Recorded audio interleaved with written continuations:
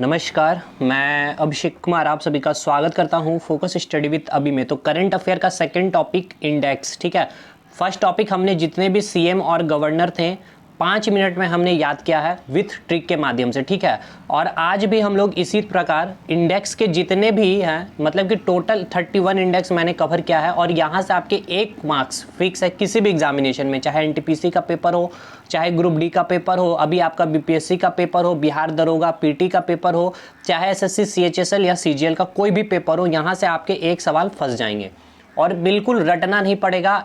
At last जब मैं आपसे पूछूंगा, आप खुद ब खुद केवल इस नाम को देखते हुए जहां जहां रेड मैंने क्रॉस किया है, आप इस मार्क्स यहाँ पे जो उनका रैंक है आप भारत का बता दोगे, ठीक है।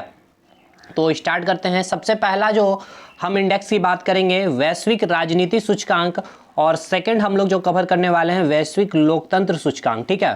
तो समझना हम इसे कैसे याद करेंगे। राजनीति, ठीक है, वैश्विक राजनीतिक सूचकांक 2019 में भारत का रैंक आपसे पूछा गया है। अब 2019 है, 2020 इसके लिए परेशान नहीं होना है, सब चीज़ हम ले लिए 2019 से लेकर के 2020, आपको बिल्कुल परेशान नहीं होना।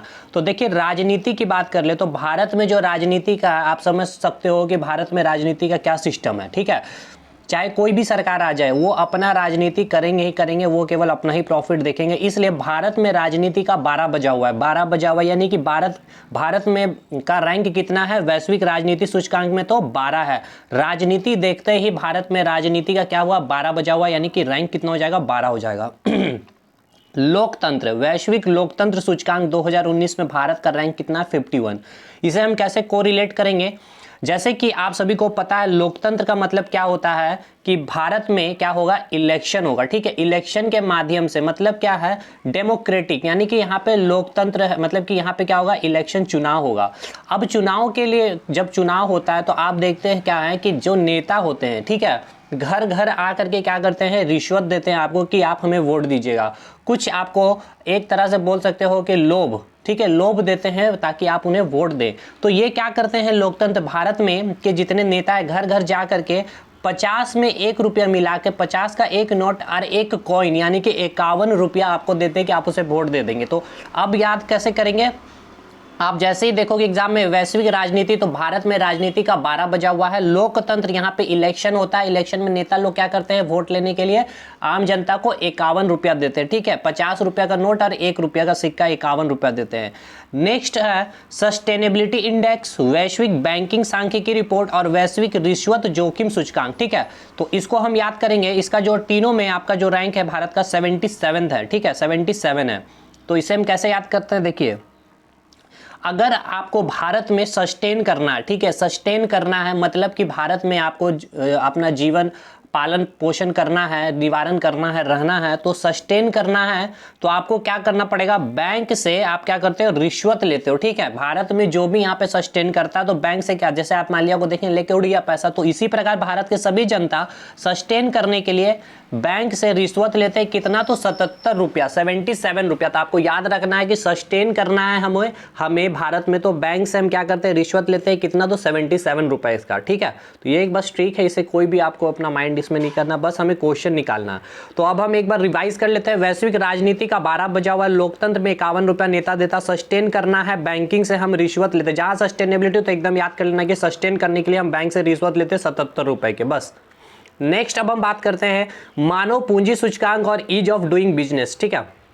देखिए पूंजी, और पूंजी मतलब क्या हो गया और बिजनेस का मतलब क्या हो गया। हम क्या कर रहे हैं कि आपको बस एक सिंपल सा आपको सोचना है कि आप क्या कर रहे हैं कि आपने एक शॉप लिया, ठीक है, शॉप आपने एक क्या कर रहे हैं कि कोई भी राशन का आप दुकान खोलने वाले, तो इसके लिए आपने क्या किया है, ठीक है, बिजनेस करना है। तो हम इंडिया में, ठीक है, इंडिया में बिजनेस करने के लिए कम से कम आपके पास 63 रुपया होना चाहिए, और साथ के साथ इसमें जो पूंजी लगाएंगे, जो सामान खरीद करके चावल दाल लगाओ, कम से कम 116 रुपए का कम से कम सामान वहां पे आपको दुकान में पूंजी लगाना पड़ेगा। तो यानी क्या है कि मानव पूंजी सूचकांक और बिजनेस, तो बिजनेस के लिए हमें कितना चाहिए, कोई भी बिजनेस स्टार्ट करने के लिए 63 रुपीज चाहिए, और जो भी उसमें हम पूंजी लगाएंगे उसके लिए कितना चाहिए, तो 116 रुपए, यानी कि भारत का रैंक 116 और 63, ठीक है। तो जैसे कि मानो पूंजी के लिए 116, पूंजी थोड़ा सा अधिक रहेगा तब तो सामान वान रहेगा, और बिजनेस तो हम थोड़ा सा कम से भी छोटा सा दुकान से ही हम खोल लेते, इसलिए 63 रुपए में हम खोल लिया, बाद में हम इस दुकान को और चमका लेंगे अधिक पैसा कमाने के बाद, ठीक है।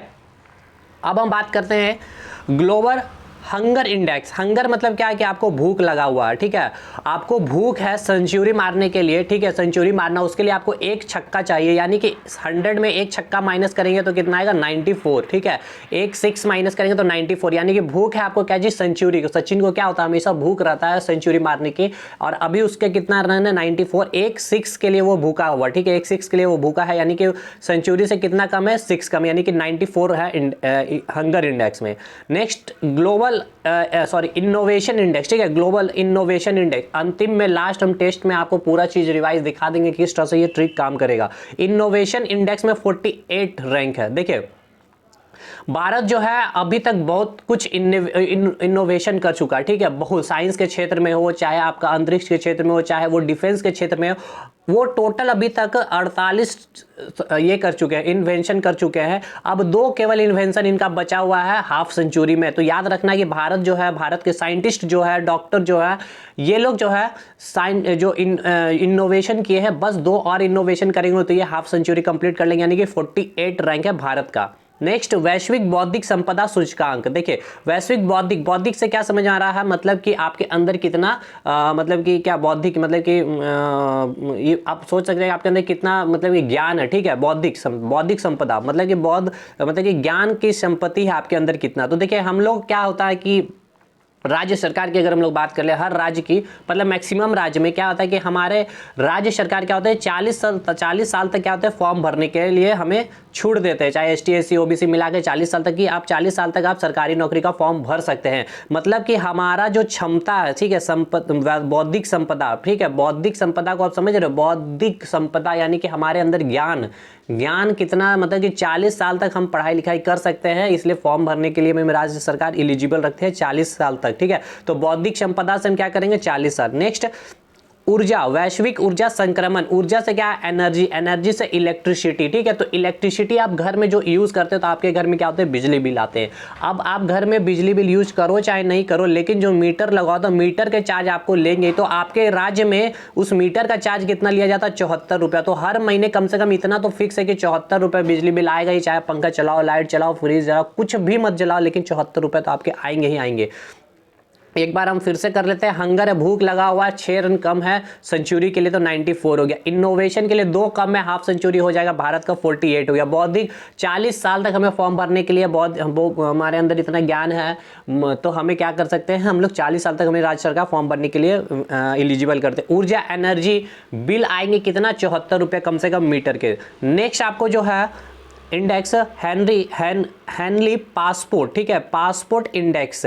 अब देखिए पासपोर्ट दिया जाता है कहाँ, दूसरे कंट्री में जाने के लिए। तो अब भारत सरकार जो है 84 साल तक के बुजुर्ग को देती है पासपोर्ट के वजह से। 84 साल के बाद के बुजुर्ग को नहीं देते कि आप दूसरे कंट्री जाए, कहीं कुछ भी अगर घटना घट गई तो आपके उधर ही देहांत हो जाएगी, इसलिए 84 साल 84 याद रखना, 84 साल 84 एज तक जो है भारत सरकार पासपोर्ट बनाने का इजाजत यहाँ पे इंडिया में मिलती है।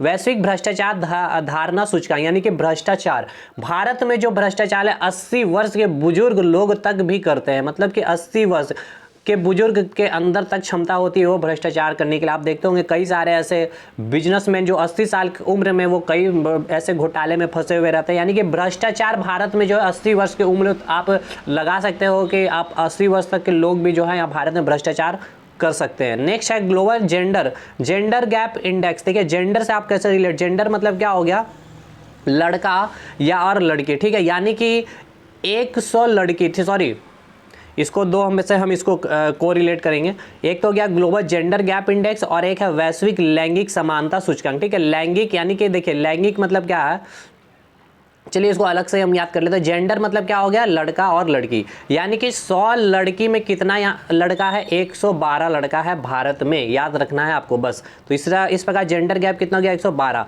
वैश्विक लैंगिक समानता सूचकांक मतलब क्या, लैंगिक प्रजनन यानी कि रिप्रोडक्शन, यानी कि भारत में हर साल 95 बच्चों का क्या होता है जन्म होता है, 95 बच्चों का जन्म होता है। लैंगिक का क्या हो गया 95, ठीक है मेरे भाई। नेक्स्ट पर्यावरण प्रदूषण, तो आप पर्यावरण जैसे ही देखोगे तो 8 दूनी 16 कर देना, आपको 8 दूनी 16। सूचकांक में आपको याद रखना है कि हमें एक ऐसा इंडेक्स है जहां पे हमें क्या करना पड़ता है, डबल करना पड़ता है। तो 8 दूनी हम 16 करेंगे तो 168 रैंक है जो पर्यावरण में है, और वो जो हम दुगना करेंगे कहाँ, पर्यावरण के लिए सूचकांक में, ठीक है, पर्यावरण सूचकांक के लिए। तो एक तो आप जाओगे जहां पे देखिए 3 यहाँ पे कंफ्यूजन आपको मिलेगा, ठीक है, इसलिए मैं यहाँ पे एक ही जगह सब कुछ एक जगह में हर एक टर्म को रख दिया, पर्यावरण, ग्लोबल क्लाइमेट और एक है जलवायु परिवर्तन, ठीक है। तो यहाँ पे आपको मिल रहा है क्या, जलवायु परिवर्तन। तो ये भी आप कहीं ना कहीं से थोड़ा सा तो आप मान के चल सकते हो, क्लाइमेट है, यहाँ भी आप देख रहे हो क्लाइमेट, और यहाँ पे क्या, पर्यावरण। तो सूचकांक में एक ऐसा इंडेक्स है जिसको हम लोग डबल करते हैं, और वो कौन सा इंडेक्स है, पर्यावरण। एक याद रखना, 8 दूनी 16 हम करेंगे, 8 दूनी 16। अब है global climate risk index, climate है और जलवायु परिवर्तन है। देखिए जलवायु परिवर्तन, तो ये आपको याद करना पड़ेगा, इसमें हम कुछ नहीं कर सकते हैं, ठीक है। तो ग्लोबल क्लाइमेट से, ठीक है, क्लाइमेट है, क्लाइमेट, ठीक है, क्लाइमेट, क्लाइमेट, ठीक है। तो इसमें कितना रैंक है, तो भारत का 5 रैंक है, ठीक है। क्लाइमेट में भारत का कितना रैंक है, तो 5 है। और जलवायु में जो परिवर्तन होता है, देखिए जलवायु में परिवर्तन होता है, तो आप इसको ऐसे भी मैंने कोशिश किया आपको याद करवा दूं, जलवायु परिवर्तन। तो क्या आप चाहोगे कि जलवायु में परिवर्तन आप अचानक आपको देखने को मिलेगा, तो आप क्या कहेंगे, ना, यानी कि 9, यानी कि रैंक कितना है, जलवायु परिवर्तन। तो आप इस तरह से याद रख सकते हो, एक क्लाइमेट बस याद रखना है, क्लाइमेट में आपको 5 आपको लिखना है, क्लाइमेट आपको रैंक कितना है भारत का, तो 5 है। जलवायु परिवर्तन आप चाहेंगे कि जलवायु में परिवर्तन देखने को मिले, तो बिल्कुल नहीं चाहेंगे, तो 9 बिल्कुल आप बोलोगे ना, तो 9, ठीक है। नेक्स्ट वैश्विक प्रतिस्पर्धा समता सूचकांक, प्रतिस्पर्धा, और एक यहाँ पर वैश्विक प्रतिभा प्रतिस्पर्धात्मकता सूचकांक। तो आपको यहाँ पे कंफ्यूज नहीं होना दोनों से, ठीक है। यहाँ पे प्रतिस्पर्धा यानी कि कंपटीशन क्या है, और वैश्विक प्रतिभा प्रतिस्पर्धात्मकता सूचकांक।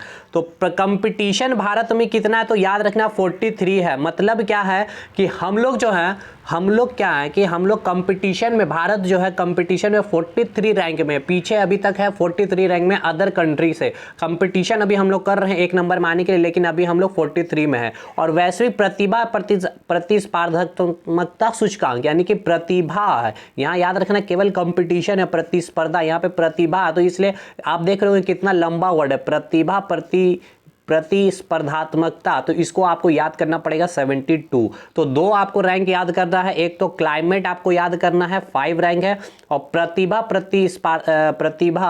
प्रतिभा प्रतिस्पर्धात्मकता सूचकांक में भारत का रैंक 72 है। तो कंपटीशन में भारत कहाँ है, तो कंपटीशन में भारत कहाँ पे अभी, तो 43 रैंक में है, भारत को पहुंचना है 1 रैंक में, ठीक है। अभी भी कंपटीशन में भारत अभी 1 रैंक में आने के लिए अभी कितना पीछे, तो 43 रैंक है अभी, ठीक है, भारत का।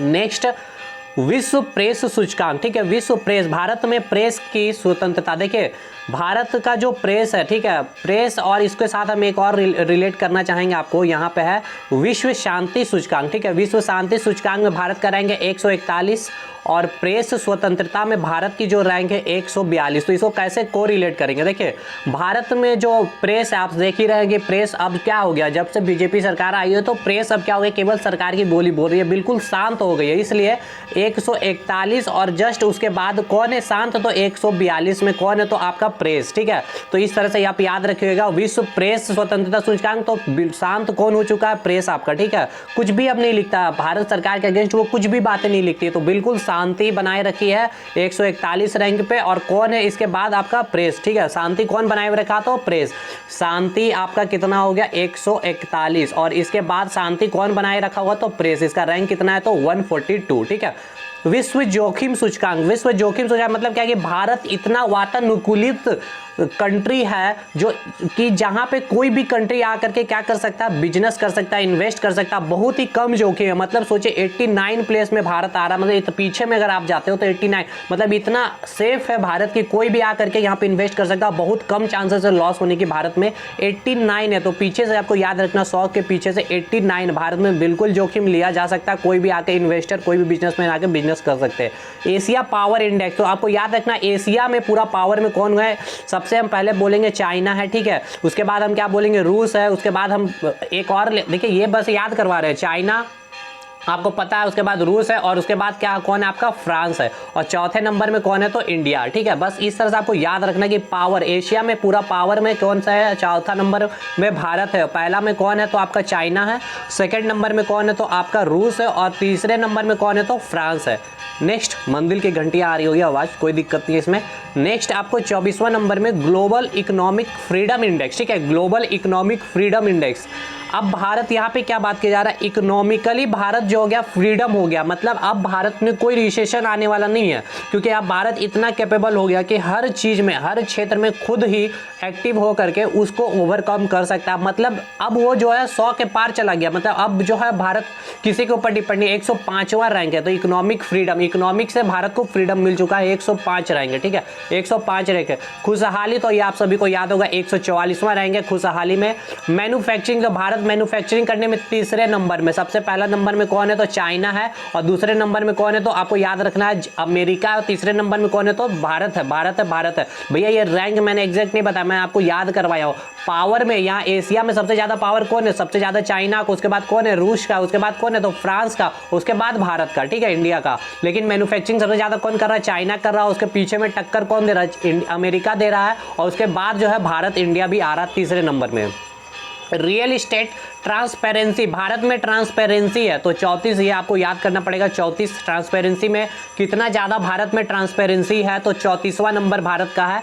विकास करने के लिए, मानव विकास, ठीक है, विकास, तो ये आप सभी को याद करना होगा 129, और ऑलमोस्ट ये काफ़ी ज़्यादा इंपॉर्टेंट भी है, तो ये आपको याद भी होना चाहिए। मानव विकास सूचकांक में भारत का रैंक कितना है तो 129 है। ठीक है, विश्व डिजिटल प्रतिस्पर्धा रैंकिंग, विश्व डिजिटल प्रतिस्पर्धा, डिजिटली भारत में, अब भारत इतना ज़्यादा डिजिटली हो गया है कि 44 नंबर में रैंक आ गया, 44 नंबर में रैंक आ चुका है भारत का। अब बहुत समय जल्द है जो भारत और टॉप 10 के अंदर भी आ जाएगा। ठीक है, टॉप 10 के अंदर, तो भारत में अभी डिजिटली सारा काम 44 नंबर पर आ चुका है, लगभग ऑलमोस्ट सारा काम डिजिटली होना स्टार्ट हो गया। शांति हमने कर दिया था 141 में, और विश्व आतंकवाद, भारत आतंकवाद के खिलाफ हमेशा सभी देशों का साथ दिया, यानी कि 7 हो गया वैश्विक आतंकवाद सूचकांक में। ठीक है, भारत का रैंक कितना हो गया तो 7 हो गया।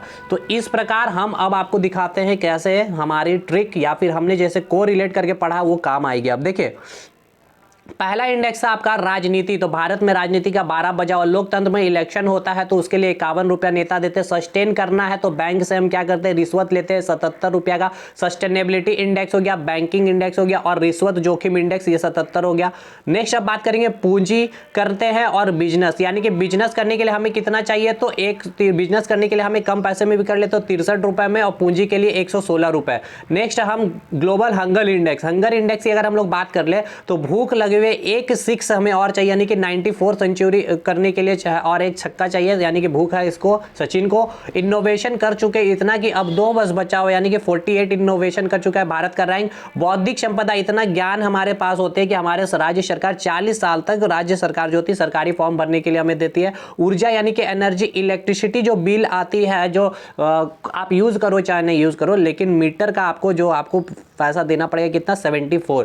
पासपोर्ट करने के लिए भारत जो देती है कितना 84 साल एज तक जो है लोगों को आप पासपोर्ट बना सकते हैं। भ्रष्टाचार, 80 साल के लोग जो है भारत में भ्रष्टाचार करते हैं। जेंडर गैप कितना है तो हर 100 लड़की में 112 है। लैंगिक कितना, हर दिन 95 बच्चों का जन्म होता है। पर्यावरण, तो हम जैसे देखें कि पर्यावरण आया तो हमें इंडेक्स में एक जगह जो होता है इंडेक्स में हमें डबल करनी रहती है, किसकी 8 दूनी 16 की 168, यही है पर्यावरण। क्लाइमेट आप जैसे ही देखेंगे तो हमको याद है कि क्लाइमेट में भारत का रैंक 5 है। जलवायु परिवर्तन हम बिल्कुल नहीं चाहेंगे ना, तो यानी कि 9। प्रतिस्पर्धा कंपटीशन भारत में कितना तो 43 है। ठीक है, 43 रैंक में भारत जो अभी कंपटीशन कर रहा है, ठीक है, देख सकते हैं 43 में है। और प्रतिभा प्रतिस्पर्धात्मक तक, तो इसको मैंने आपको बोला याद करने के लिए, तो रैंक कितना भारत का 72। प्रेस, भारत में जो है प्रेस बिल्कुल शांत हो चुका है, अब वो केवल भारत सरकार के अगेंस्ट नहीं लिखता तो शांत हो चुका है, यानी कि 141। और उसके बाद प्रेस कितना आएगा है तो 142 नंबर पे। ठीक है, जोखिम लेने के लिए भारत बिल्कुल सही प्लेस है, किसका रैंक कितना है तो 89 है। नेक्स्ट इसके बाद हम बात करते हैं पावर इंडेक्स में, तो एशिया में सबसे पावर 1 नंबर में चाइना हो गया, दूसरे नंबर में रूस हो गया, तीसरे नंबर में फ्रांस हो गया। भारत पावर में कितना 4th नंबर में। यही मैन्युफैक्चरिंग में चाइना हो गया, अमेरिका, भारत मैन्युफैक्चरिंग में कितना 3रे नंबर में। ग्लोबल इकोनॉमिक फ्रीडम, यानी कि इकोनॉमिकली भारत बिल्कुल फ्रीडम हो चुका है, अब इंडिपेंडेंट है, 100 पार कर चुका है, 105 है। खुशहाली, भारत खुशहाल है, 144 रैंक में है, इतना पीछे है भारत। मैन्युफैक्चरिंग मैंने बता दिया। 3 वैश्विक रियल एस्टेट ट्रांसपेरेंसी, तो भारत में कितना ज़्यादा ट्रांसपेरेंसी है, तो 34% भारत में ट्रांसपेरेंसी है, ठीक है। विकास सूचकांक 129 विकास सूचकांक, ये आपको याद करना होगा। और डिजिटल प्रतिस्पर्धा, डिजिटली हम लोग काफ़ी ज़्यादा एक्टिवेट हो चुके हैं, 44। और शांति वन व आतंकवाद के साथ हम लोग हमेशा रहते हैं, यानी कि आतंकवाद का रैंक कितना 7। तो आई होप आपको पूरा सूचकांक याद हो गया होगा और काफ़ी हेल्प मिली होगी। अगर अच्छा लगा तो वीडियो लाइक करिएगा। और गवर्नर और जवर्नर एक बार जो मैंने याद कराया था, एक बार मैं आपको फिर से बता दूं। जैसे कि अगर मैं आपसे पूछता हूं, ट्रिक के माध्यम से मैंने आपको याद करवाया था, आप मुझे क्या बता सकते हैं उत्तराखंड के सीएम और गवर्नर कौन है? तो मैंने क्या बताया था, उत्तरा यानी कि उत्तरी कौन? बेबी।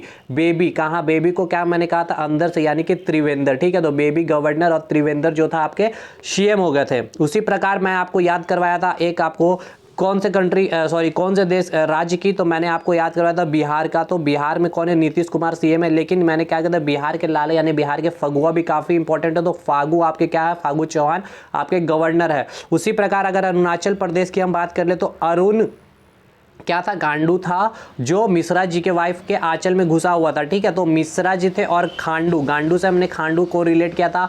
आंध्र प्रदेश को हमने याद किया था कि आंध्र प्रदेश, ठीक है, आंध्र से अंधा है, इसलिए रेडी रहो भूसा खाने के लिए। रेड्डी जी थे सीएम और भूषण जो थे आपके गवर्नर थे। तो आप इस तरह से कोरिलेट मैंने याद करवाया था। तो आई होप अच्छा लगा होगा। नेक्स्ट वीडियो कौन सी चाहिए, करंट अफेयर के ट्रिक के माध्यम से या स्टैटिक जीके की पार्क में याद करवा दूंगा। उसी प्रकार से पूरी चीज़ें मैं जिस प्रकार मैंने सीएम गवर्नर कहा उसको ही स्टेट को कोरिलेट, मतलब अलग से कोई ट्रिक मैं नहीं बताऊंगा, वही ट्रिक, एक ट्रिक से पूरा चीज़ याद होगा। चलिए मिलते हैं नेक्स्ट वीडियो में, तब तक के लिए धन्यवाद।